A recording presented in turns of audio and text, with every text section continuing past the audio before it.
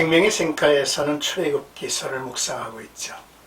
오늘은 47번째 시간으로 18장 13절에서 27절까지 모세를 향한 이드로의 조언이라는 주제입니다.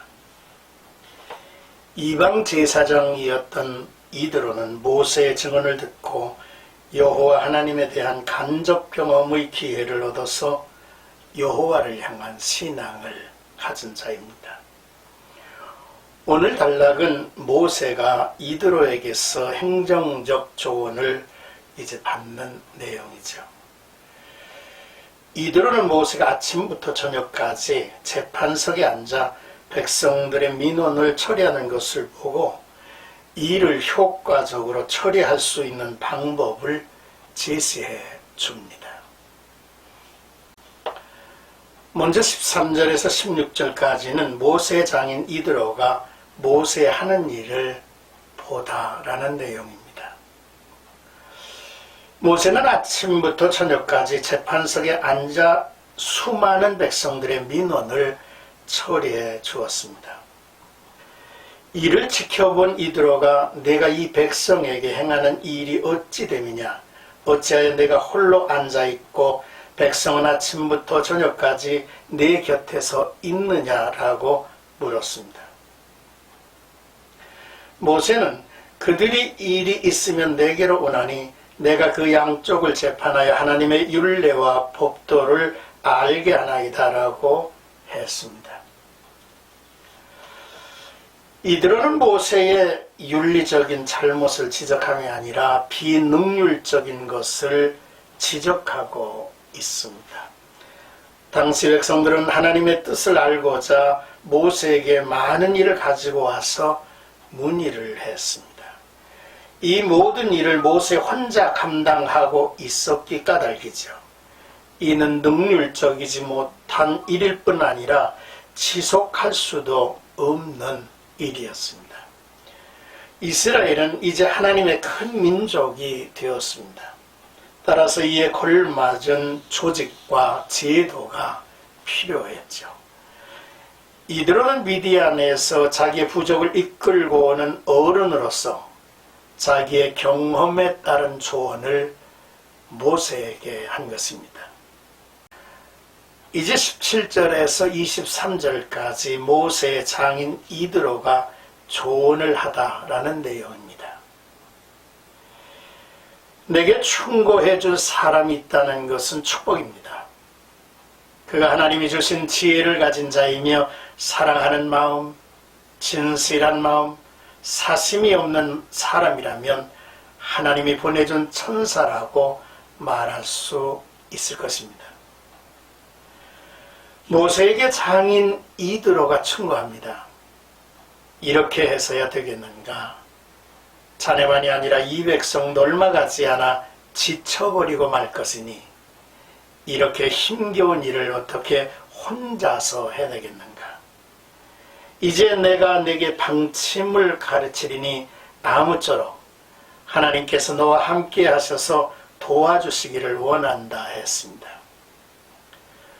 모세는 백성의 대변인이 되어 그들이 제시하는 소송들을 하나님 앞에 내어놓게 하고 그들이 지켜야 할 규칙을 알려줘 어떻게 살아야 하며 무엇을 해야 할지를 가르쳐줘야 할 것이라 했습니다. 그리고 이를 위해서 능력 있는 지도자를 세우라고 했습니다. 그 자격 기준은 확실합니다. 하나님을 두려워하여 참되게 살며 욕심이 없고 불의의 이익을 미워하는 유능한 사람을 찾아내어 백성을 다스리게 세우라 했습니다. 1000명, 100명, 50명, 10명을 거느릴 사람을 각각 세우도록 권했습니다. 언제나 그들을 시켜 백성을 다스리게 하고 큰 사건만 모세에게 가져오도록 하고 작은 사건은 모두 그들과 짐을 나누어 모세의 일을 돌도록 하라고 권했죠. 이것이 곧 하나님의 뜻에도 부합되고 지도자 모세의 역할도 감당할 수 있어 이 백성이 모두 만족해서 집으로 돌아갈 것이라고 했습니다. 24절에서 27절까지는 모세가 장인 이드로의 말을 듣고 그대로 행하다라는 내용입니다. 이스라엘 백성들이 애굽의 억압으로부터 구원을 받았습니다. 억압적 사회 구조로부터 자유가 주어졌지만 이제는 새로운 사회 구조와 제도를 만들어야 하는 책임이 주어진 것입니다. 모세는 대단한 지도자였지만 광야에서 불평과 원망으로 가득 찬 백성들을 혼자서 이끌어갈 수는 없었습니다. 이에 모세는 이드로의 조언을 받아들여 그의 말대로 합니다. 하나님은 이드로의 지혜를 모세에게 주어 이스라엘의 사회적 구조를 든든하게 했습니다.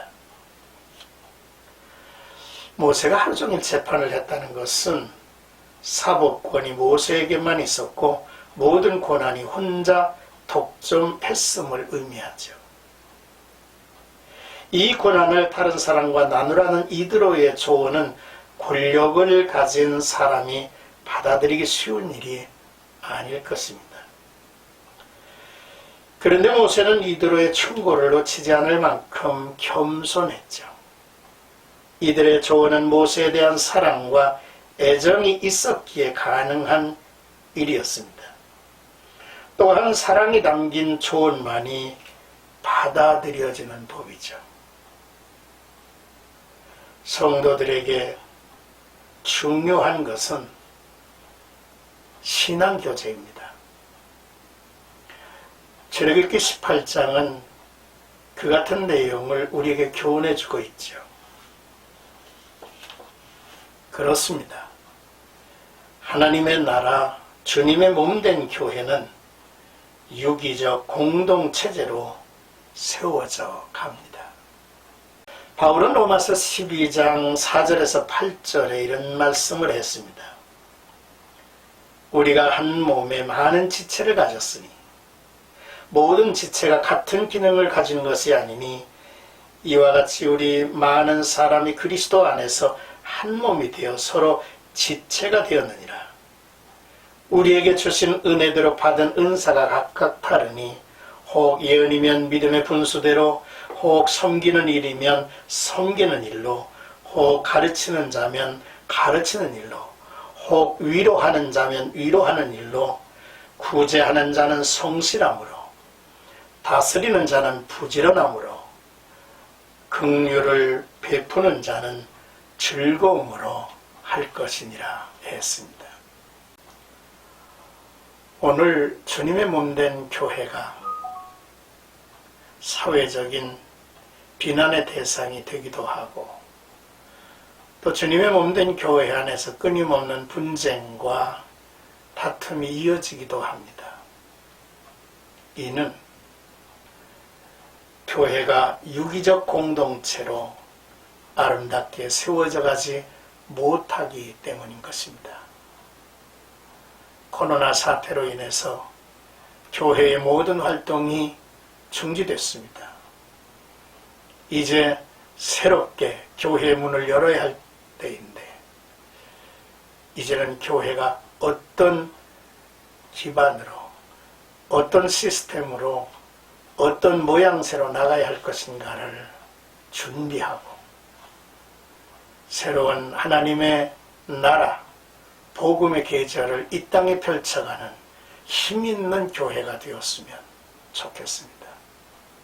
주 안에서의 복된 하루 되시기를 축복합니다.